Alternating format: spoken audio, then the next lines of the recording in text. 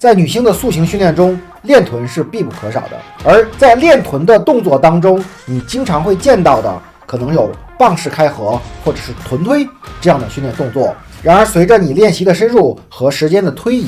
你会发现这样的动作时间久了收效甚微，反而对你的训练积极性有大大的影响。那么这其中的原因究竟是为什么呢？今天的这条视频就可以帮助到你。我们在训练这块肌肉的时候，首先要了解这块肌肉的功能。我们臀大肌的主要功能是宽伸，那么在臂链活动中，它又可以诱导骨盆后倾。如果你过于的努力，让你的臀肌过于紧张的话，会让我们的骨盆处于一个骨盆后倾位，此时你的腰曲会变直，在这个体态下，你的骨盆形态是很难显现的，甚至有些不太美观。因此，可能并不是你不够努力，而是你过于努力，让你的臀肌处于一个挛缩的状态。那么今天就给大家分享一个动作，把我们臀肌的紧张释放出来，让我们的臀肌恢复弹性，进而显现我们的腰曲，还你一个完美的臀型。首先，我们站到按摩床前，保持髋膝踝对位，然后双腿中间加一个泡沫头，双手放在我们的按摩床上，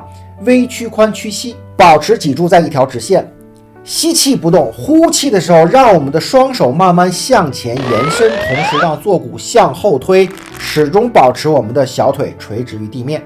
当你感觉到你的后侧有牵拉感的时候，我们可以停下来，再次吸气到胸腔，呼气的时候，手再尝试往前摸，坐骨向后推。更多的动作发生在我们的髋关节，而非我们的膝关节。当我们双手向前的时候，可以想象我们的髂骨靠近，坐骨打开，让我们的臀部得到充分的延展。在做这个动作的时候，我们要注意2点。第一，就是不要骶骨点头，过分的去做骨盆前倾的动作；另一方面，也不要过分的骨盆后倾，让我们的背部隆起，始终保持我们的脊柱和骨盆在一条直线上。每一组我们可以做8到10个呼吸，做2到3组为宜。好了，以上就是我们今天的分享。如果你是因为过于努力的去训练臀，反而造成了你臀型的一个不美观的状态，不妨按照上述的方式去训练一下，可以对你臀部的塑形训练起到非常大的帮助。关注老王，做深度思考的练习者，我们下期再见。